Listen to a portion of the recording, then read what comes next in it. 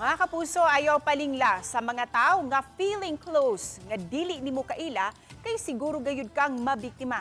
Sama na lang niining istorya nga ipaambit ni Alan Domingo. Nalitag sa mga pulis kining unom ka bayot ug usa ka babae nga gitumbok nga katol og kamot. Gipasanginlan silang misakiyo sa cellphone sa usa ka lalaking biktima sa barangay Kalubihan, Dakbayan sa Sugbo. Sa inisyal nga pakisusi sa kapulisan, nakig-inom ang lalaki sa grupo sa mga Becky ug sa usa ka babae nga hilabihan ka friendly bisan ang tinuod mao pa lang ang ilahang panag-ila. Uwahin na, dihang nabantayan nga gimaniho na di ay ang iyang cellphone nga nagkantidad og 10,000 pesos. Dali siyang nagpatabang sa kapulisan og nadakpan usab dayon ang mga wanted-unwanted friendship og nabawi ang cellphone. Miangkon ang mga dinakpan kay matod nila tungod sa kalisdanan.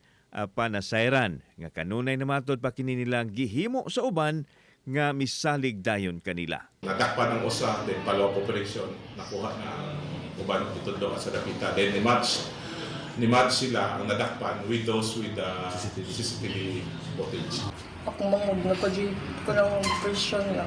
Ikaw na lang kung mamog, kabawaan niya ba pa sa iyo, alam mo karong dili na lang mag-usap siya. Ikaw, ma'am, dugay na baka ani nga grupo? Wala mo ko, grupo, di ka naman among naman ko, ano naman. Gikitaklat silang pasakahan og kasong pagpangawat.